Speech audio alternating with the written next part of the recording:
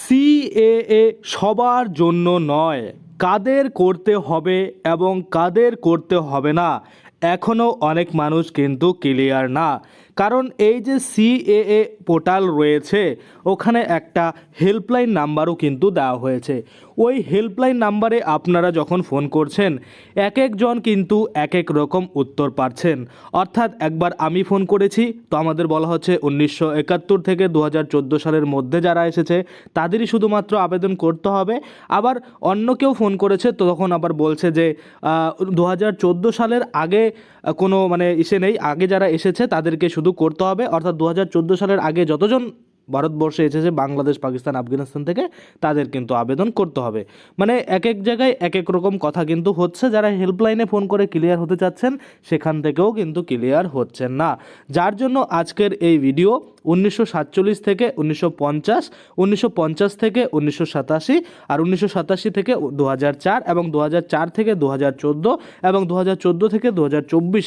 আশা করি সকলেই এই সালগুলোর মধ্যে পড়েছেন এবং আমি এই 1947-এর আগে যারা জন্মগ্রহণ করেছেন বা আগে যারা এসেছেন তারাও কি করবেন সমস্ত কিছুই কিন্তু আজকে এই ভিডিওর মাধ্যমে আলোচনা করে দেব। তো চলুন বেশি দেরি না করে ভিডিওটা শুরু করা যাক।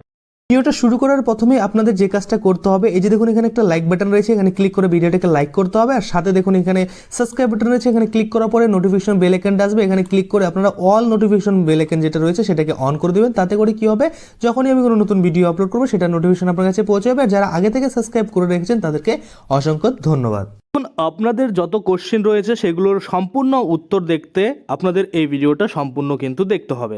দেখুন এখানে পরিষ্কারভাবে বলা রয়েছে আবেদন খারিজ হলে ভবিষ্যৎ কি স্পষ্ট নয়। অর্থাৎ যারা সিএতে আবেদন করবে এবং তাদের আবেদন যদি খারিজ হয় তাহলে ভবিষ্যৎ কি সেটাও কিন্তু পরিষ্কারভাবে বলা নেই। পরিষ্কার আমরা দেখতে পাচ্ছি এখানে বলা রয়েছে যে নাগরিকত্ব সংশোধনীয় আইন অর্থাৎ সিএএ কি, কোথায় এবং কিভাবে তার মারফত কিন্তু নাগরিকত্বের যে শংসাপত্র পেতে আবেদন করতে হবে, এরকম বিভিন্ন বিষয় ইতিমধ্যেই কিন্তু খোলসা করার চেষ্টা করেছে কেন্দ্রীয় স্বরাষ্ট্র মন্ত্রক, কিন্তু তাতেও ধোঁয়াশা পুরোপুরি কাটছে না। এখনও স্পষ্ট নয় বহু প্রশ্নের উত্তর। অর্থাৎ এই যে আপনাদের মনে কোশ্চেনগুলো রয়েছে সেই কোশ্চেনগুলোর উত্তর কিন্তু এবার দিতে চলেছি এই পেপারে যেটা বেরিয়েছে তার ভিত্তিতে। দেখুন এখানে বলা হয়েছে প্রথমত মানুষের সব থেকে বেশি কোশ্চেন যে আমরা আবেদন করব কিনা, অর্থাৎ আমরা ভারতীয় কিনা। তো দেখুন এখানে বলছে ভারতের নাগরিক কারা, অর্থাৎ ভারতের নাগরিক কারা। দেখুন এখানে উত্তরে বলেছে এদেশের নাগরিকত্ব আইনের ব্যাখ্যা করে স্বরাষ্ট্র মন্ত্রক জানিয়েছে 1950 সালের 26শে জানুয়ারির আগে যাদের অবিভক্ত ভারতে জন্ম এবং স্বাধীনতার পরেও যারা ভারতবর্ষেই থেকে গিয়েছেন তারা সকলেই ভারতের নাগরিক। বুঝতে পারলেন? এবার দ্বিতীয়ত আমরা দেখব কি বলা হয়েছে।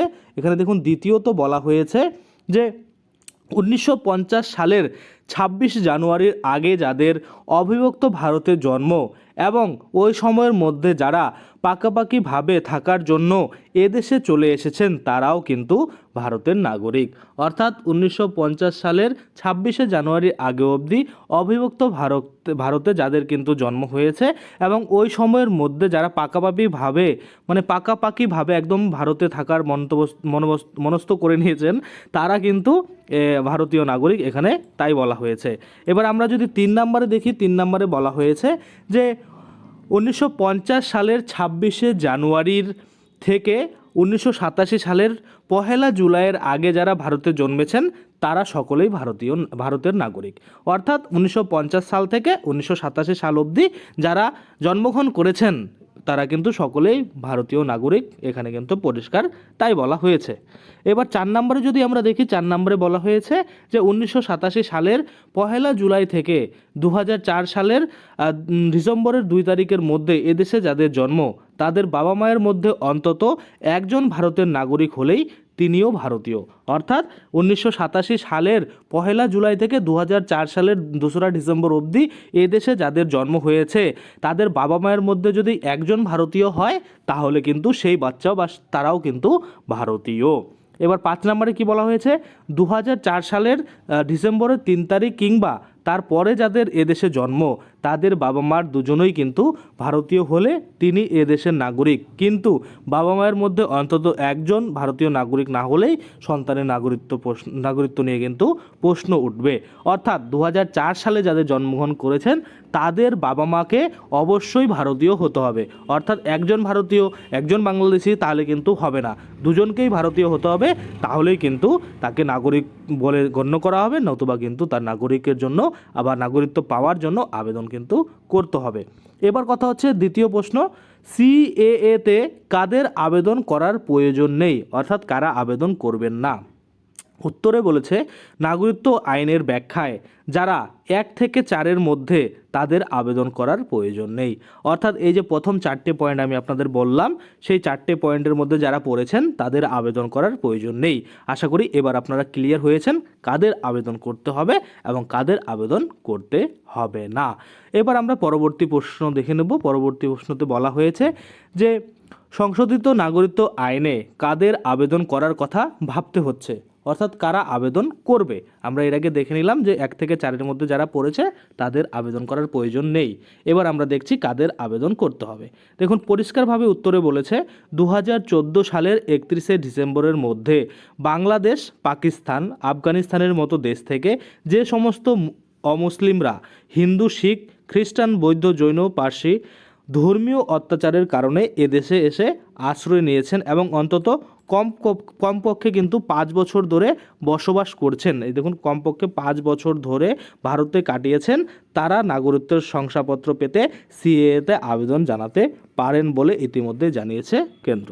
অর্থাৎ এখানে পরিষ্কারভাবে এটাই বলছে যারা 2014 সালের 31শে ডিসেম্বরের আগে ভারতে প্রবেশ করেছেন এবং কমপক্ষে 5 বছর ধরে ভারতবর্ষে রয়েছেন তারাই কিন্তু এই সিএএতে আবেদন করবেন।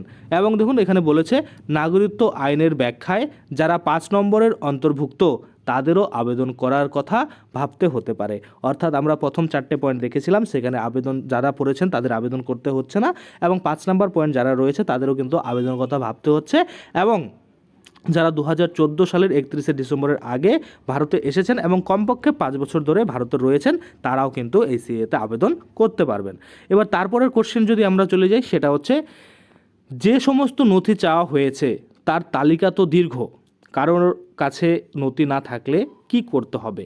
দেখুন এখানে বলা হয়েছে উত্তরে আবেদনকারী কাছে যদি নাগরিকত্বের আবেদনের জন্য প্রমাণ্য নথি না থাকে তাহলে জেলা স্তরে থাকা যাচাই কমিটি বাড়তি নথি জমা দিতে বলতে পারেন, কিন্তু তারপরেও আবেদনকারী নথি দিতে না পারলে সেই আবেদন খারিজ হতে পারে। সেক্ষেত্রে এই ব্যক্তিকে অনুপ্রবেশকারী হিসেবে ধরে নেওয়া হবে নাকি ফের আবেদনের সুযোগ দেওয়া হবে, সেই বিষয়টি এখনও বিজ্ঞপ্তিতে একেবারেই স্পষ্ট নয়। আরেকবার আমি আপনাদের ভালো করে বুঝিয়ে বলি। অর্থাৎ যারা আবেদন করতে চাচ্ছেন, আপনারা বাংলাদেশ থেকে এসেছেন 2014 সালের 31শে ডিসেম্বরের আগে এবং কমপক্ষে 5 বছর ধরে এখানে আপনারা বসবাসও করে নিয়েছেন, এবার চাচ্ছেন সিএতে আবেদন করবেন কিন্তু আপনাদের কাছে কোনো ডকুমেন্ট নেই, সেক্ষেত্রে কি বলা হচ্ছে, এই যে জেলা স্তরের যে যাচাই কমিটি রয়েছে তারা কিন্তু বাড়তি নথি বা এই ফর্ম যা নোটিফিকেশন বেরোয়েছে সিএতে সেখানেও কিন্তু সেলফ ডিক্লারেশন বা অ্যাফিডেভিট কিন্তু দিয়েছে, অর্থাৎ সেটা দিয়ে আপনারা আবেদন করতে পারবেন। কিন্তু তারপরও আবেদনকারীর যদি মানে নথি দিতে না পারে কোনো রকম, ভারতের নথি তো হয়তো দিতেই পারবে কিন্তু বাংলাদেশি নথি যদি না দিতে পারে, সেক্ষেত্রে কি ওই ব্যক্তিকে অনুপ্রবেশকারী হিসেবে ধরে নেওয়া হবে নাকি ফের আবেদনের সুযোগ দেওয়া হবে সেটা নিয়ে কিন্তু স্পষ্ট না। অর্থাৎ আপনি ধরুন সেলফ ডিক্লারেশন দিয়ে বা এফিডেভিট দিয়ে আবেদন করলেন, তারপরেও কিন্তু আপনার যে আবেদন সেটা খারিজ করা হবে কিনা বা সেই আপনার আবেদন যদি রিজেক্টেড হয়ে যায় তাহলে আপনাকে অবৈধ অনুপ্রবেশকারী বলে ধরবে কিনা, সেটাই কিন্তু মানে এখানে বলা হচ্ছে যে বিজ্ঞপ্তিতে কিন্তু ক্লিয়ার করে নেই যে আপনার আবেদন যদি বাতিল হয়ে যায় বা খারিজ হয়ে যায় তাহলে আপনাকে অনুপ্রবেশকারী বলা হবে নাকি পুনরায় আপনাকে আরও একটা চান্স দেওয়া হবে আবার আবেদন করার জন্য। এবার দেখুন তারপরের যে কোশ্চেন সেটা হচ্ছে সিএ মারফত নাগরিকত্ব পাওয়ার প্রশ্নের ধর্ম একটি বড় বিষয়, কিন্তু কার ধর্ম কী তা কীভাবে প্রমাণ হবে। অর্থাৎ আপনারা জানেন যে 5 ধর্মের কথা এখানে বলা হয়েছে, সেটা আমরা দেখে নেব। হিন্দু, শিখ, খ্রিস্টান, বৌদ্ধ, জৈন এবং ফার্সি যারা রয়েছে তারাই কিন্তু এই সিএতে আবেদন করতে পারবে। এবার যদি আমরা দেখে নিই, এখানে পরিষ্কারভাবে উত্তরে বলেছে যে পাকিস্তান, আফগানিস্তান ও বাংলাদেশের এমন কোনো সরকারি নথি যাতে ধর্মের উল্লেখ আছে দিতে হবে একটি হলফনামাও, তাতে এই ব্যক্তির যে ধর্মাবলম্বী যে রয়েছে বা এই যে এই 5টি ধর্মের মধ্যে যে একটি থেকে বিলং করছে তার প্রমাণ কিন্তু থাকবে। কোনো ধর্মীয় সংস্থার প্রধান লিখে দেবেন যে ভারতে আসা ওই ব্যক্তি আফগানিস্তান বা বাংলাদেশ বা পাকিস্তান থেকে এসেছেন এবং তিনি কোনো ধর্ম পালন করেন। অর্থাৎ এখানে এটাই বলছে যে ধরুন আপনাদের মানে কোনো মতো প্রমাণ হচ্ছে না আপনি কোন ধর্ম থেকে বিলং করছেন, তো সেক্ষেত্রে আপনাদের ধর্মের যে প্রধান রয়েছে তিনি যদি লিখে দেয় যে আপনি বাংলাদেশ থেকে এত সালে এসেছেন এবং আপনি হিন্দু ধর্ম বা বৌদ্ধ ধর্ম বা জৈন ধর্ম বা পার্সি ধর্ম বা খ্রিস্টান ধর্ম থেকে বিলং করেন, তাহলে কিন্তু তারা আপনাকে এই যে ধর্ম থেকে আপনাকে বিলং করবে বা যে ধর্ম থেকে দাবি করবে যে আপনি এই ধর্ম থেকে বিলং করেন সেটাই কিন্তু মেনে নেওয়া হবে, এটা কিন্তু এখানে বলা হয়েছে।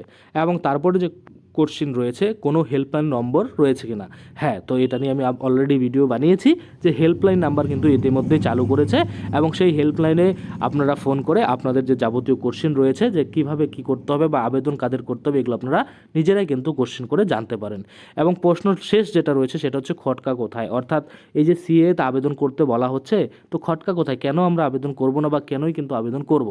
যেমন উত্তরে বলা হয়েছে ধর্মীয় নিপীড়নের শিকার হয়ে যারা কার্যত এক কাপড়ে এদেশে আশ্রয় নিতে বাধ্য হয়েছে তাদের সকলের কাছে আগের দেশের নথি থাকবে কি করে। একদম সঠিক কোশ্চিন, কারণ যারা এক কাপড়ে বাংলাদেশ থেকে ধর্মীয় অত্যাচারের কারণে উৎপীড়িত হয়ে যারা পালিয়ে এদেশে এসেছে আশ্রয় নিয়েছে ভারতে, তাদের কাছে কিভাবে ওই দেশের ডকুমেন্টস থাকবে, স্বাভাবিক না থাকারই কথা। তাহলে যদি না থাকে তবে এখন কিভাবে জোগাড় করা সম্ভব, অবশ্যই সম্ভব না। সেক্ষেত্রে তার জন্যই কিন্তু ওই ডিক্লারেশন ফর্ম বা অ্যাফিডেভিট যেটা সেটা কিন্তু দিয়েছে। এবার আমি সেটাও আপনাদের দেখাতে চাইবো।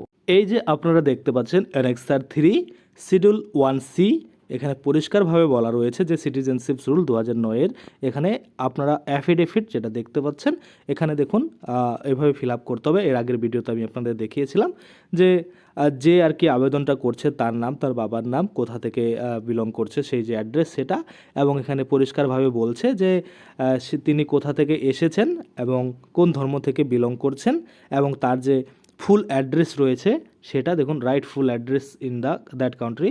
এবার কিন্তু তারপরে এখানে কিছু নিয়ম বলা রয়েছে এবং কবে এন্টার্ড হয়েছিল, কবে ইন্ডিয়াতে ঢুকেছিল সেই একটা সম্ভাব্য ডেট এখানে দিতে হবে। এবং পরবর্তীতে কিন্তু পেস্ট যেটা রয়েছে সেখানকার কাজ কিন্তু এই যে ভেরিফিকেশন যে করবে জেলা স্তরের যে আধিকারিক থাকবে, যে অফিসার থাকবে, তারা কিন্তু এখানে ভেরিফাই করবে, তাদের এই কাজ করতে হবে, আপনাদের কিন্তু কিছু করতে হবে না, তারা কিন্তু আপনাদের এই সার্টিফিকেট প্রদান করবে এবং এটা দিয়েই কিন্তু আপনারা আপনাদের যে মানে আবেদন সেটা কিন্তু সম্পূর্ণ করতে পারবেন। তো এখানে কিন্তু আরও বলেছে যে জুডিশিয়াল স্ট্যাম্প পেপার 10 রুপিস যেটা রয়েছে সেটাতে কিন্তু আপনাদের এই কাজগুলো করতে হবে। তো এটা একটা গেল, এটা হচ্ছে যাদের ডকুমেন্টস একদমই নেই। আর যাদের ডকুমেন্টস আছে, এবার কী কী ডকুমেন্টস চাওয়া হচ্ছে সেটা যদি একটু আমরা দেখি, চলুন দেখে নেওয়া যাক। তো দেখুন এখানে আপনারা দেখতে পাচ্ছেন অ্যানেক্সার 1-এ যেসব ডকুমেন্টগুলো চাওয়া হয়েছে, list of document to prove that the applicant is a national of Afghanistan or Bangladesh or Pakistan. অর্থাৎ এটাই বলছে যে আপনি যে পাকিস্তানি বা আফগানিস্তানি বা বাংলাদেশি সেটার একটা যে কোনো ডকুমেন্ট এখানে দিলে আপনি কিন্তু সেটা প্রুভ করতে পারবেন। যেরকম এখানে কপি অফ পাসপোর্ট, অর্থাৎ পাসপোর্ট চাওয়া হচ্ছে কোন দেশের, আফগানিস্তান অথবা বাংলাদেশ অথবা পাকিস্তান, যেখান থেকে আপনি এসেছেন সেখানকার, অর্থাৎ আপনারা যে দেশ থেকে এসেছেন সেখানকার কিন্তু দেখুন টোটাল 9টা কিন্তু ডকুমেন্টস চাওয়া হয়েছে। তার মধ্যে প্রথমে পাসপোর্ট রয়েছে, তারপরে আপনাদের যে রেজিস্ট্রেশন সার্টিফিকেট বা রেসিডেন্টাল পারমিট ইস্যু রয়েছে সেটা যদি থাকে, birth certificate, school certificate, identity document, যে কোনো লাইসেন্স, যে কোনো জমির কাগজপত্র বা যে কোনো একটা এমন ডকুমেন্টস গভর্নমেন্টের দ্বারা প্রোভাইড করেছে আপনাকে, সেগুলো থাকলেই কিন্তু আপনারা প্রুভ করতে পারবেন। আর এখানে আরও একটা জিনিস বলা হয়েছে, যদি আপনাদের এই ডকুমেন্টসগুলোর ভ্যালিডিটি খতম বা শেষ হয়ে যায়, মেয়াদ শেষ হয়ে যায়, তারপরেও কিন্তু এগুলো মানে অ্যাক্সেসেবল হবে, এখানে কিন্তু মানে কাজ হবে, সেটাই কিন্তু বলা হচ্ছে। আর দ্বিতীয় অ্যানেক্সার 2-তে যেটা বলা হয়েছে সেটা হচ্ছে ইন্ডিয়ার কী কী ডকুমেন্টস আপনাদের লাগবে। তো ইন্ডিয়ার দেখুন এখানেও তাই বলা হয়েছে, immigration stamp on arrival on India, এটা যদি থাকে, বা আপনাদের যদি রেজিস্ট্রেশন সার্টিফিকেট থাকে, বা আপনাদের যদি যে কোনো মানে সেন্সাস ওটার যদি ইসে থাকে, স্লিপ থাকে, গভর্নমেন্ট ইস্যুড লাইসেন্স যদি যে কোনো থাকে, রেশন কার্ড, আধার লেটার, বার্থ সার্টিফিকেট, জমির কাগজপত্র, প্যান কার্ড, যে কোনো ধরনের সরকারি কাগজপত্র যদি আপনার থেকে থাকে, কোনো ইন্স্যুরেন্স পলিসির হতে পারে, বা আপনার ইলেকট্রিসিটি বিল হতে পারে, বা আপনার নামে কোনো কেস হয়েছিল এই কোর্টের যে কোনো চালান টালান হতে পারে, যাই হোক যেটাই থাকবে সেটা দিয়ে কিন্তু এখানে আপনারা আবেদন করে নিতে পারবেন। তো এতগুলো ডকুমেন্টস চাওয়া হয়েছে, যেমন দেখুন লাস্টে যদি আমরা দেখি ম্যারেজ সার্টিফিকেটও কিন্তু আপনি ইউজ করতে পারেন। তো এত ডকুমেন্টস চাওয়া হয়েছে, অর্থাৎ 20টা ডকুমেন্টস ইন্ডিয়ান এবং 9টা ডকুমেন্টস হচ্ছে যে দেশ থেকে এসেছেন সেখানকার, যে কোনো একটা করে আপনাকে 2টা দেখাতে হচ্ছে। এবার অনেকেই তাও দেখাতে পারবে না, সেজন্য কিন্তু ওই অ্যাফিডেভিট বা আপনাদের যে সেলফ ডিক্লারেশন রয়েছে সেটার ব্যবস্থা করেছে। এবার আপনি এখানে আবেদন করবেন কি না, আপনাদের আবেদন করে সিএতে নাগরিকত্ব পাবেন কি না, টোটালি কিন্তু যে ভারত সরকার রয়েছে, তাদের যে আধিকারিক রয়েছে, তাদের যে অফিসার রয়েছে, তারাই কিন্তু মানে এগুলোর বিবেচনা করবে বা ভেরিফাই করবে। তো সেক্ষেত্রে আপনি আবেদন করবেন কি না টোটালি আপনার দায়িত্বে করবেন, কারণ আমার চ্যানেলের ভিডিও দেখে আপনি আবেদন করে নিজেকে বাংলাদেশি ঘোষণা করবেন বা অন্য কিছু ঘোষণা করবেন, সেটা আমি চাই না। আপনার বিবেক আছে, আপনার বুদ্ধি আছে, আপনারা অনেক চালাক, তো আপনারা জেনে শুনে বুঝে আপনার আবেদন করার প্রয়োজন রয়েছে কিনা সেটা আপনারা বুঝে শুনে নিজেরাই কিন্তু করবেন। আমাদের কাজ শুধু আপনাদের একটু ইনফরমেশন দিয়ে দেওয়া যে কিভাবে কি করতে হবে, কাদের আবেদন করতে হবে, কাদের আবেদন করতে হবে না, আবেদন করলে কিভাবে করতে হবে, সমস্ত কিছুই কিন্তু আমাদের চ্যানেলে ভিডিও আপলোড রয়েছে। আপনারা চাইলে সেই ভিডিওগুলো দেখে এই যে আবেদন আপনাদের সেটা সম্পূর্ণ করতে পারেন, বা আপনি যদি আবেদন না করতে চান তাহলে কিন্তু স্কিপও করতে পারেন, ইগনোর করতে পারেন, কোনো প্রবলেম কিন্তু নেই। তো আশা করি আপনারা বুঝতে পারছেন। আজকের জন্য ভিডিওটা এখানেই শেষ করব। যদি ভিডিওটা ভালো লাগে অবশ্যই একটা লাইক করে দেবেন। যদি আমার চ্যানেলে প্রথমবার ভিজিট করে থাকেন, নিচে একটা রেড কালার সাবস্ক্রাইব বাটন দেখবেন, ওখানে ক্লিক করে সাবস্ক্রাইব করতে পারেন। আর সাথে যে বেল আইকনটা রয়েছে ওখানে ক্লিক করে বেল আইকনটাকে এনেবল করে দেবেন। তাতে করে কী হবে, যখনই আমি এই ধরনের কোনো ভিডিও বানাবো সেটার যে নোটিফিকেশন সেটা কিন্তু আপনার কাছে পৌঁছে যাবে। ধন্যবাদ।